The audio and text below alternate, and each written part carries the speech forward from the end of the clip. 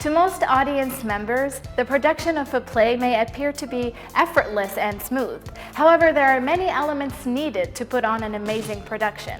The actors need to be on top of their game, the set, the lights, the sound design, the costumes, the makeup, all need to be perfect. Theater directors are the professionals who are responsible for pulling on these types of productions. They oversee every part of the production from beginning to end. This episode, we have 3 theater directors from Pasadena City College. Whitney Reitbach has been a theater instructor and director for 26 years. Will Ahrens has been a theater instructor for 15 years. Deborah Taylor has just started teaching at Pasadena City College. Welcome to PCC Voices, a Director's Journey.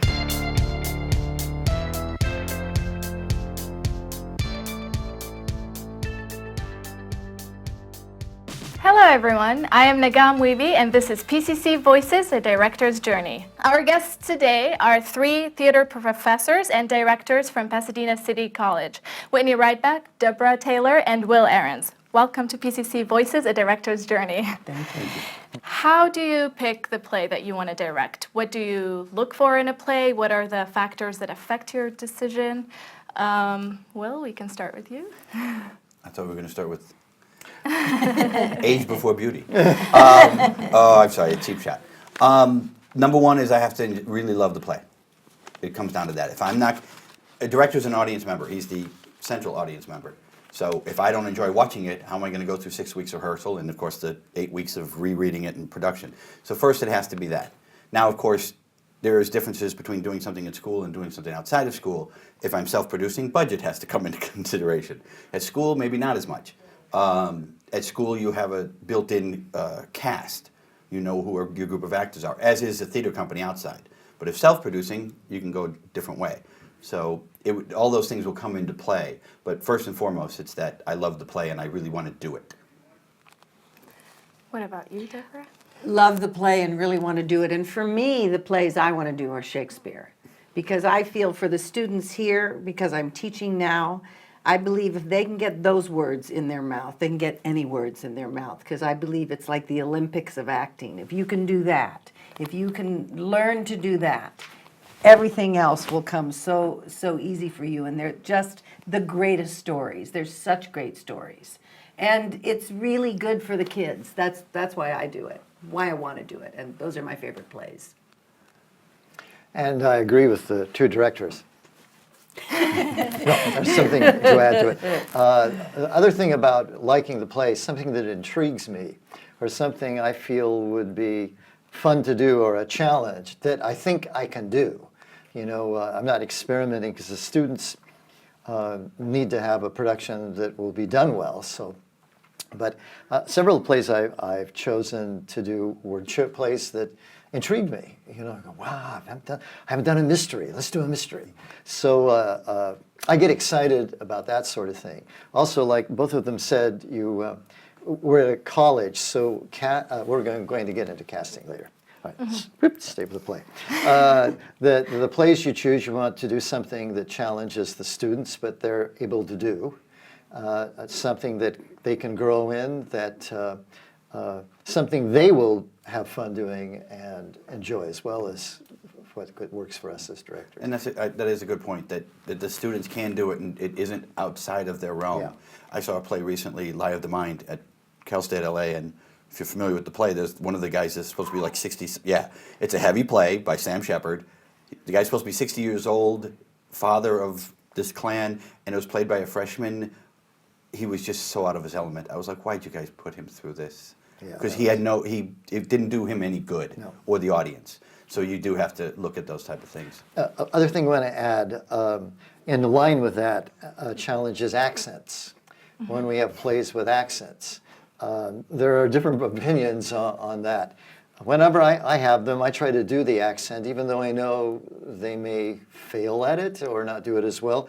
We have 2 and more than 2 very good dialect teachers at school, Sandy Massey and Anita Adcock. And they are really experts at this. I just did Prime of Miss Jean Brodie. It would not have worked Scottish. It would not have worked if we didn't do a Scottish accent.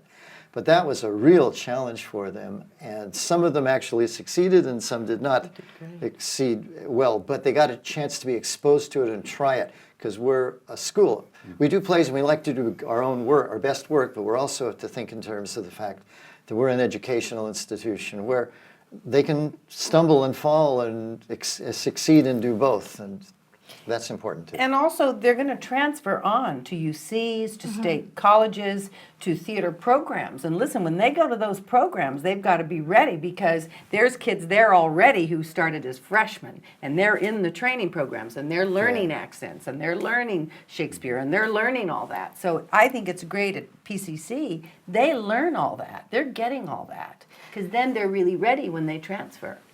What about if we were not in an educational setting? As a personal opinion, as directors, what would you look first in a play? Is it for the fun, for the message, for? Well, if you're doing a play outside of college, there are some pragmatic things you have to be aware of. So if you're doing little theater, which is what's mostly around here, you've got to do a play that's going to have an audience that's going to come see it. Again, you've got to do something that's affordable, rights and all that, and how in a small theater. So you have those things that really have nothing to do with the aesthetics so much of the play, or even whether you like it or not. And if you're starting a theater company, the wise thing to do is to do plays that people will come see, which may be more commercial rather than what you really want to do. Build an audience up, and then you can, educate your audience. But then what I would think, on that, taking on that, because of course I've done that, self-produced and done a lot of original works, try to find original work I really like, which won't build an audience, but it's challenging for me. But the plays have to have really great characters and relationships. So then, even if it's a simple set, no budget, no frills, you put these people up there, people will come and watch them. So it's got to have that. All the plays. Midsummer Night's Dream, Crimes of the Heart. Any play I've ever done, it's these characters that you just love to live with for a while, and even after you go away from them, you can come back and they're new and fresh to you. Not like you said. Sometimes if you do something that's just going to bring an audience, let's say, Odd Couple. Yeah, I love it. It's fun. I don't know how many times I'd want to do that. It's like, what are we going to do new next time? The gags are the same. And also, if you do Shakespeare in those little theaters, which you can do, you just get 6 actors and they play a lot of the parts, and they're really starting to do that more and more now, and they're letting women play men. So I like all that gender changing, so that you can do Shakespeare in those little theaters, and you get a lot of actors to play a lot of different parts, which is the way it used to be done. I have a friend who actually does a thing at Zombie Joe's Underground in North Hollywood called Hour Long Shakespeare. And that's what it is. She has a smaller cast, multiple parts, and she cuts every play down to an hour. I love Kinda it. like I they did. love it. Yeah. Yeah. And you that guys was did. cut back in the 30s by B. Iden Payne. They were cut for the Old Globe in San Diego, the Comedy of Errors we did here, and he cut Twelfth Night, and he did Romeo and Juliet, and they were hour versions. Wow. And they just cuts to the chase. Yeah, love it. Get rid of some of the iambic pentameter.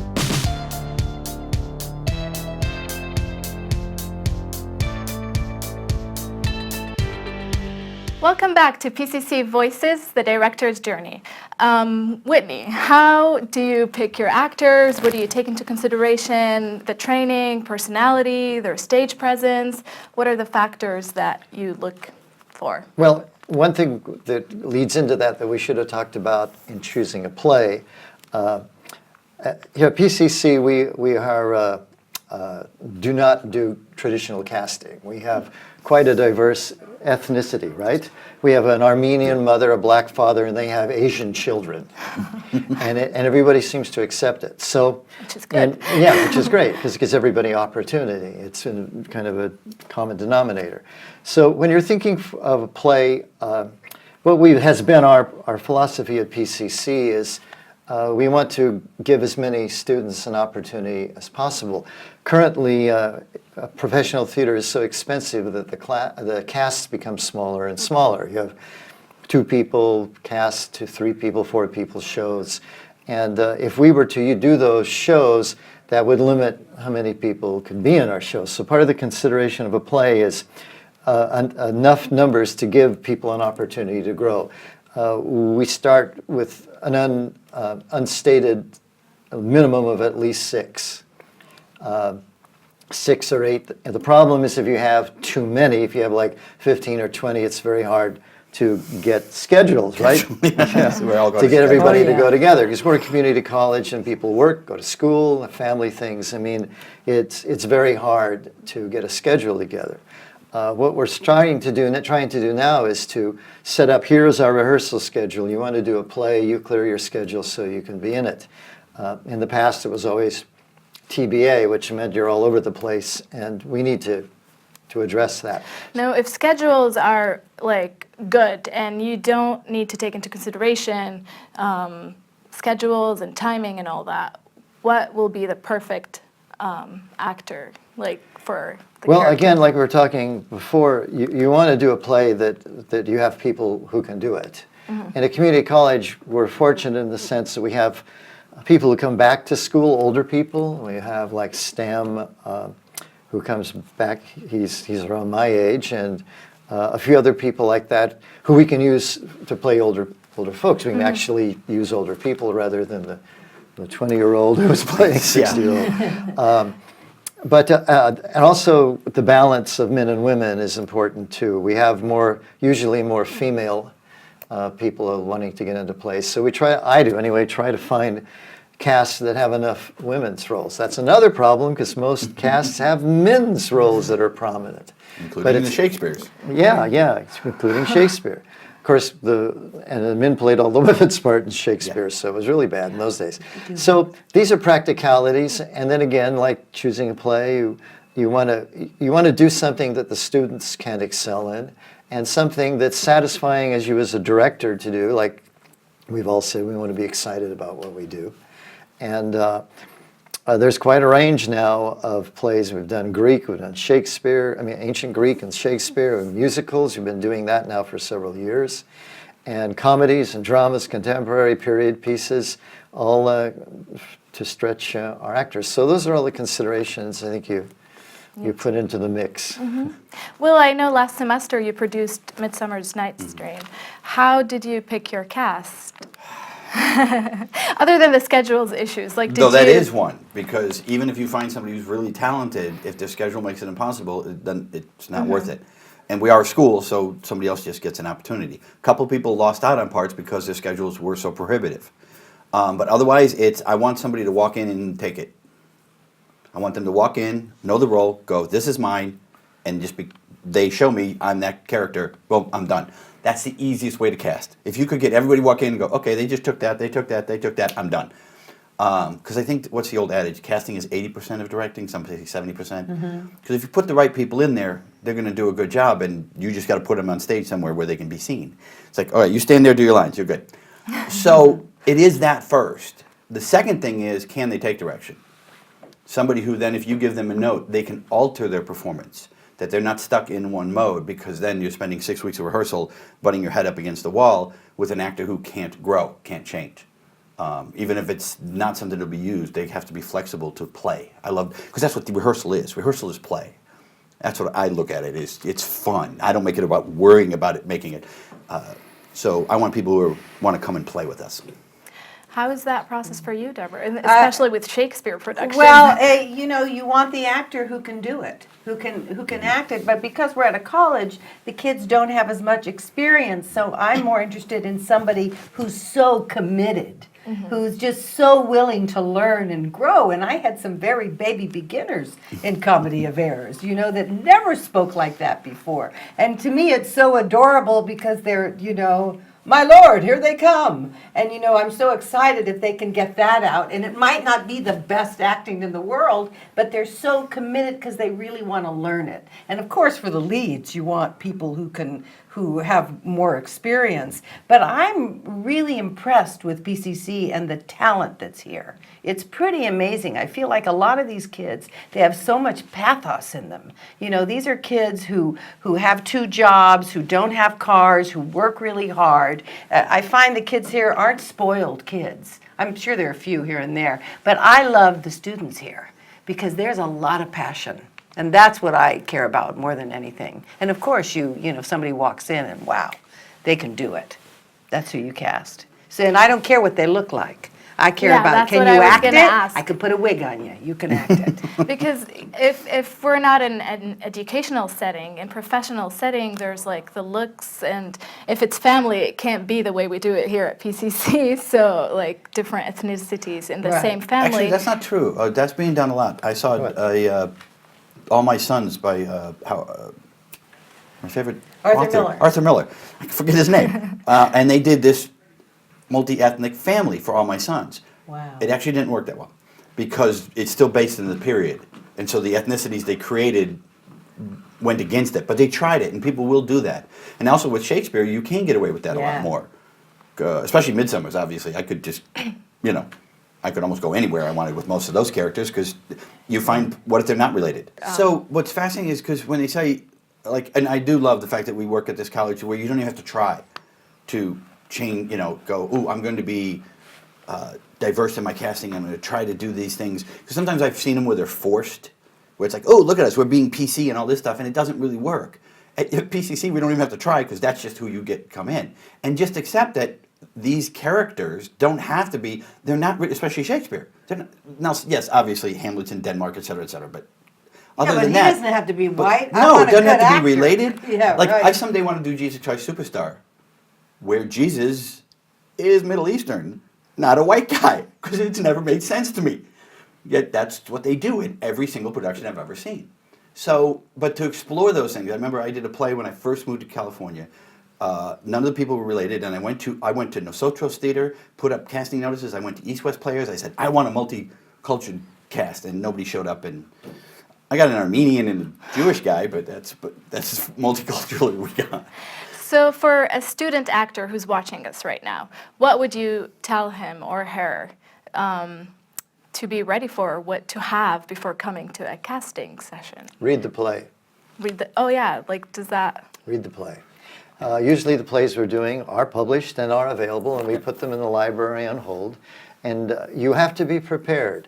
It's a college, it's not a professional theater, but we're teaching professionalism.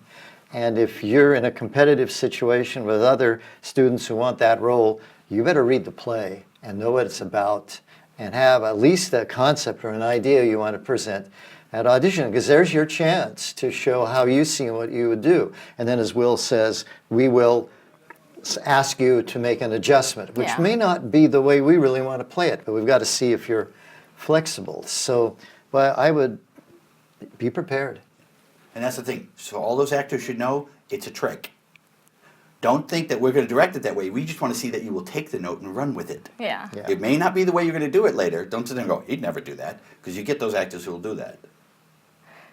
What about you, Deborah? Is there... Read the play and be early. Be early to the auditions, to the rehearsals. Be early. Be the one who's ahead of the game. Because if you are going to go into show business, it's a very competitive business. Be the first one there. Read the play. Be prepared. That's more than anything. It's be prepared.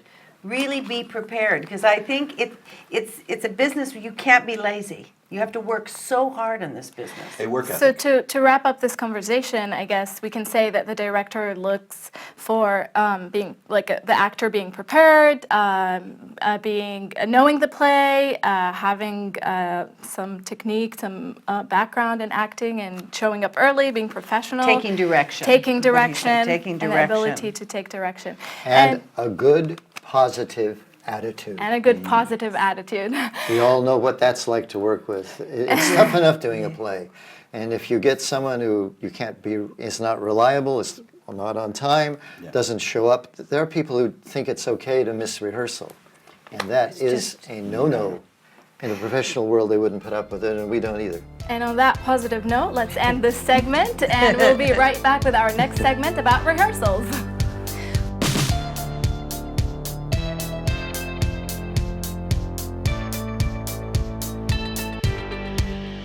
And welcome back. This is PCC Voices, a director's journey. I know every director have different style and have different way of conducting rehearsals. What are your styles or ways of conducting rehearsals? And let's talk about the differences, similarities, and... As we start this, I will say, So far, we've been so much in agreement. Now's where we diverge. This is now where we. Because the Now the rule words is come there are as many styles of directing as there are directors. We all have our own. I remember when I was training at Cal State Fullerton with a very fine director who directed by the square inch. All of the blocking was worked out beforehand with all worked out. And he wanted, you're there and you turn on this line, you say this line, and you talk to her on this line. Oh, wow. But his directing was impeccable. I mean, the staging was just incredible. So I trained that way. I started directing and do that. And then after a while, started thinking, I'm not giving the actors an opportunity to come up with something. So one day I was directing Gilbert versus Sullivan, a play about Gilbert and Sullivan. And I said, okay, there's the chair, there's the door, you're sitting there, let's go. And they go. And then, because I had a director at the University of Oregon when I did Finian's Rainbow, I was 23 years old. And you had sides, you never got the script. You just knew your line in the cue. I'm telling you, it was crazed.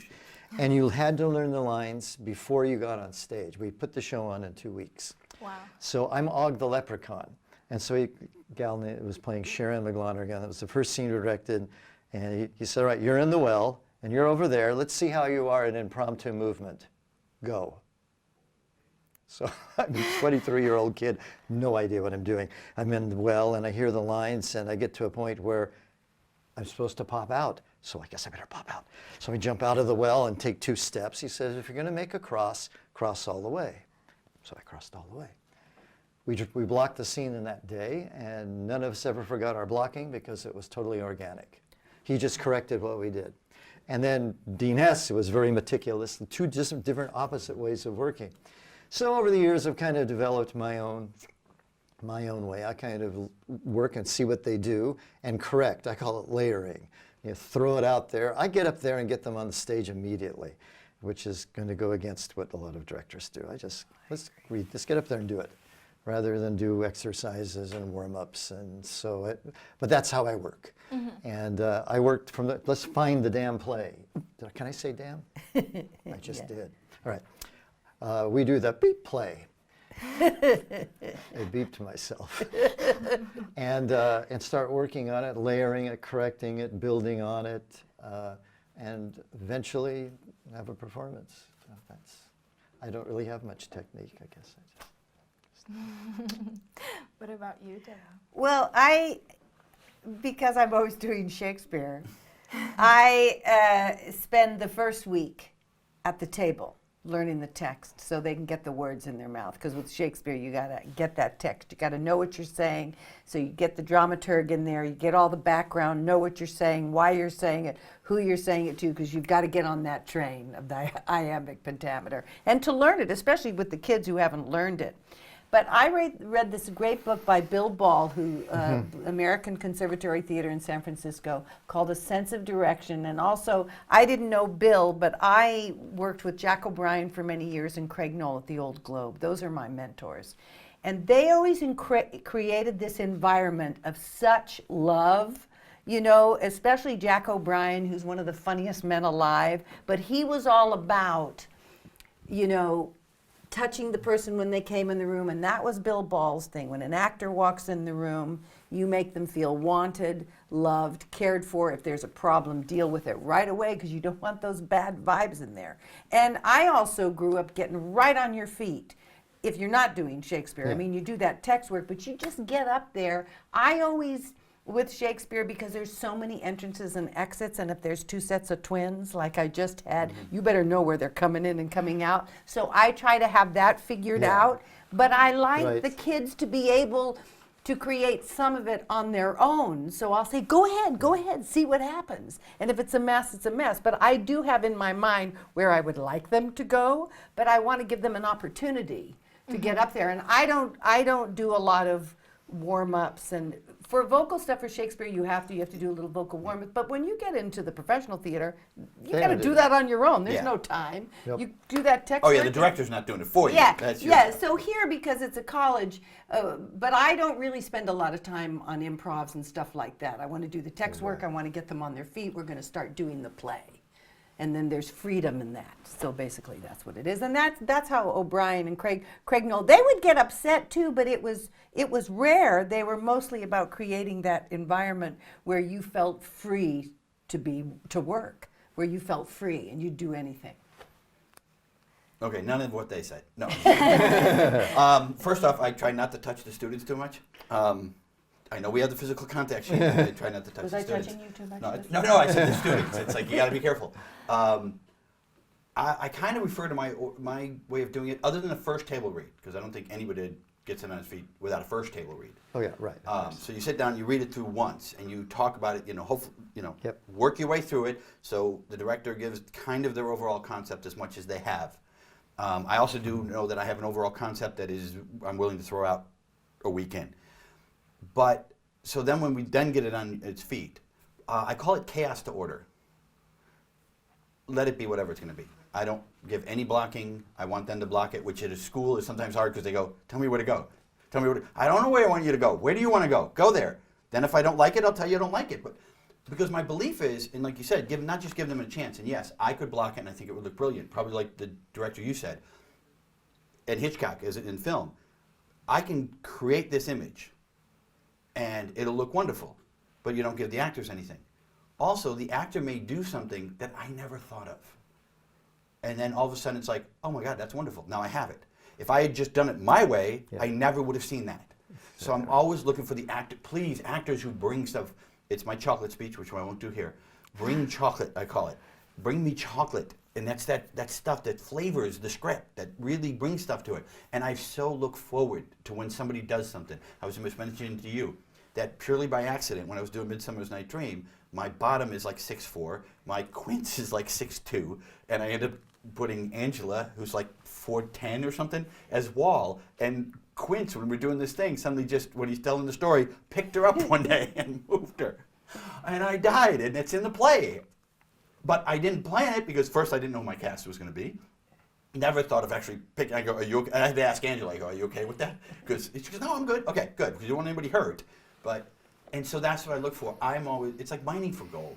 This is what the script, with the rehearsal, and in casting, when it finally happens, you just enjoy it. And then I mold it as it goes on into something that is a creative whole. But hopefully, as you said, organically, it belongs to them. It's their move now. It's not mine that I dictated to them. It's theirs. But what other factors that can happen during rehearsals that make the director compromise Well, their first off, original plan? Just jumping back to casting again.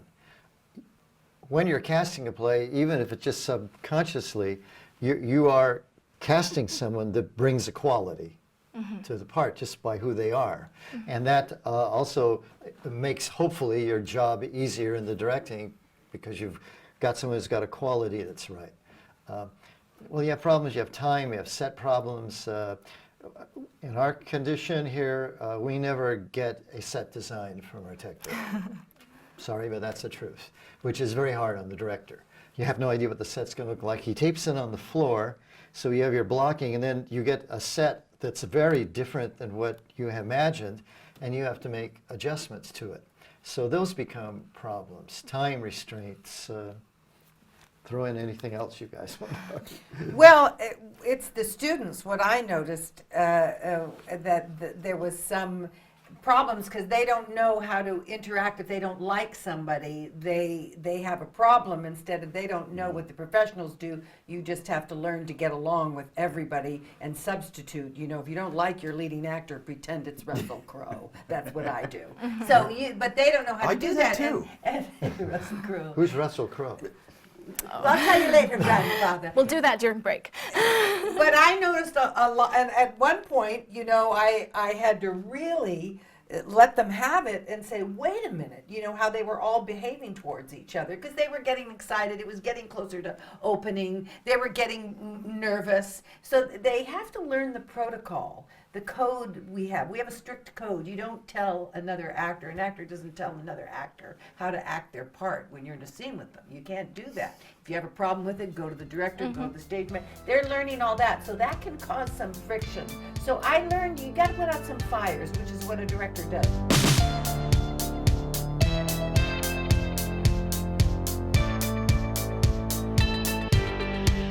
And welcome back. This is PCC Voices, the Director's Journey. It is opening night. What is the director's job right now? To go home and have a nice dinner. In the professional theater, that's what you do, but not in educational theater.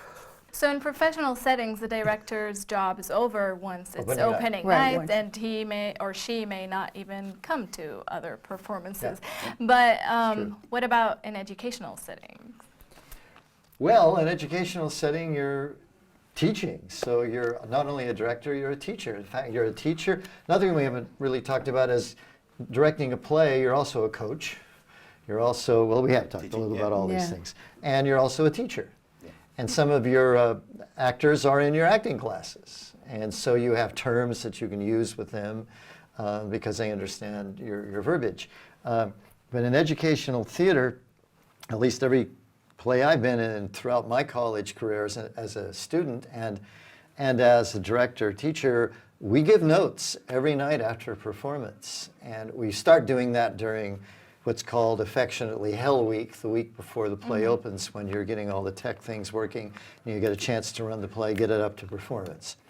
We give notes then, but even after opening, we give notes. And all the way up until the last performance, you give notes that corrects in on, you got to come in sooner here, or you need to this or that. So a director's job is not over when it opens, it's over with the cast party.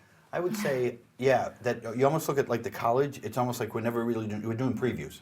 Yeah. Because these are all previews, and you would still give notes after preview, getting it ready. So closing night would actually be like opening night anywhere else. Because in the professional world, they'll do week 2, 3, depending on the show, a lot of previews performances, they will continue to fix things.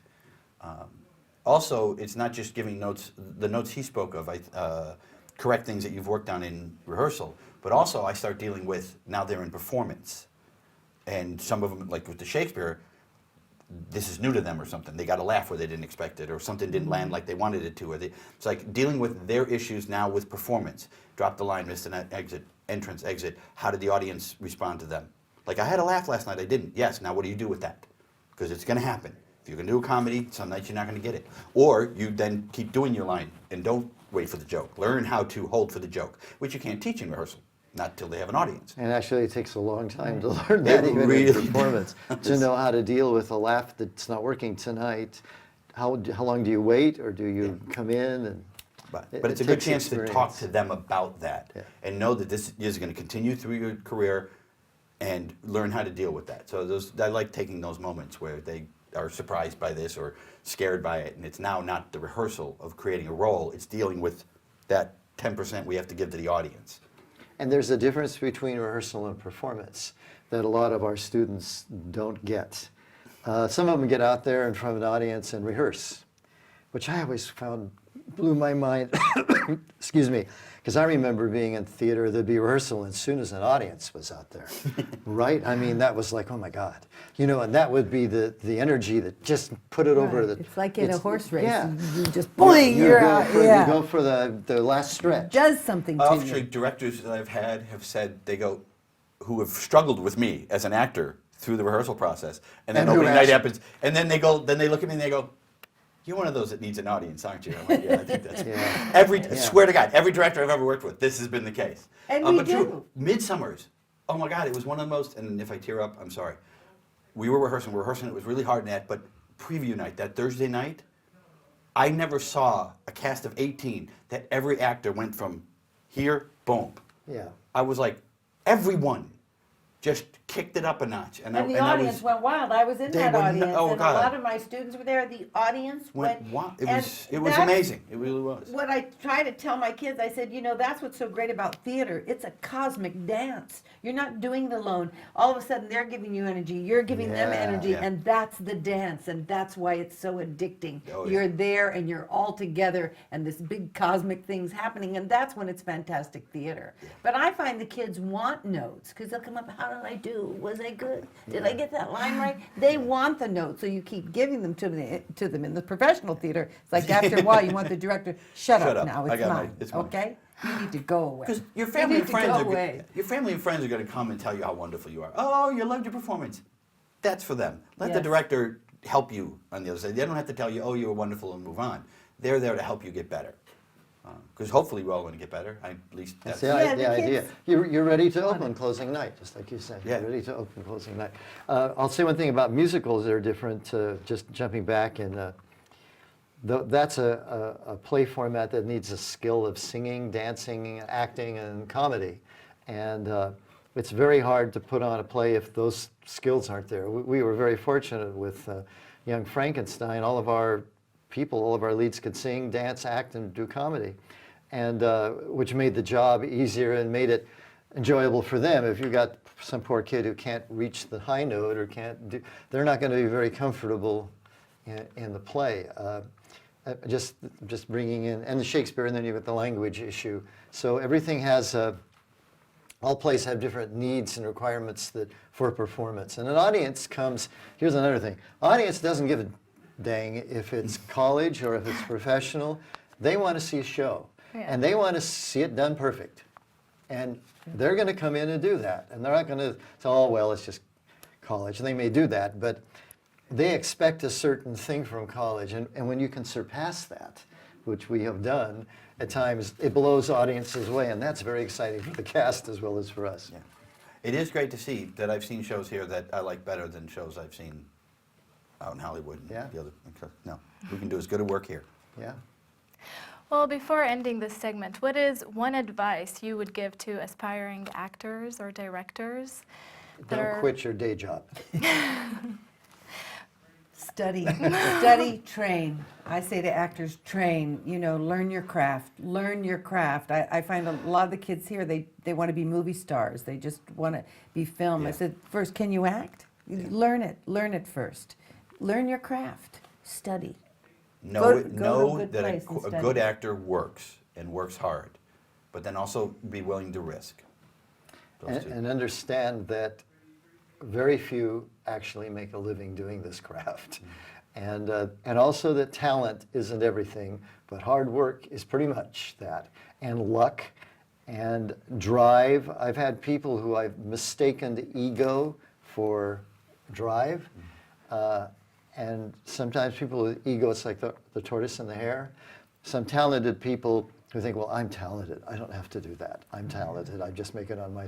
Are the hare and the tortoise says, I got to work like a son of a gun, or is the one that's going to make it if all other things fall into place. There was actually one thing somebody said to me once. It was, everybody's looking for their big break. They want to be discovered. And they go, yes, but when your big break comes, you better be prepared for it. Yeah. Because if you're not getting it again. Boy, Yeah. that's so true. Yeah, that's really wow. true. Yeah. Yeah, be ready. And another thing at the school here, what you can learn out of doing theater does not necessarily have to translate into a professional acting career. True. A lot of people who have gone through theater talk about the time they did a play or they were part of this and how it's affected their ability in business to be able to relate with people, to talk to groups of people, understanding human nature, which is what theater helps you because you live in someone else's skin, maybe a different culture, maybe a different religion that brings you closer to what humanity has in common rather than what we have in difference. Empathy, Empathy, learning yeah. to work and compromise. Tolerance, sympathy, understanding, And sometimes you get to kiss like other people and stuff. or even better than other people. Well, thanks again for being here with us at PCC Voices, The Director's Journey.